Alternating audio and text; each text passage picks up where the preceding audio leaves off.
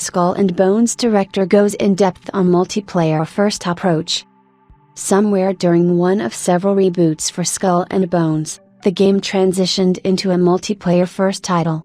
Now, the game's director, Ryan Barnard, has given us more insight into what that means, noting that while the game has an underlying story, narrative is not a focus of the game.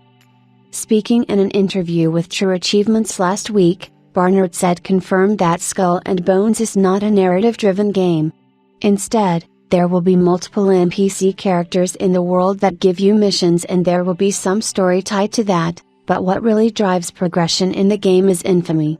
Increasing your infamy level will unlock new ships, weapons, armor and more to help you gear up for harder content.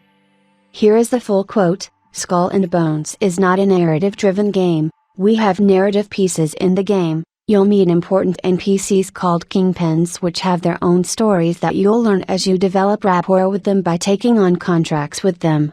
There is an underlying story to the game with which we build the entire world lore, but that's not the main focus."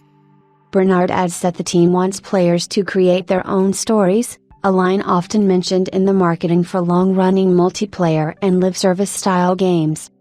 The full interview reveals more about gameplay, combat and exploration, so it is worth reading if you are looking forward to Skull and Bones. The game will release on the 8th of November for PC, Xbox Series X, S, PS5, Stadia and Luna.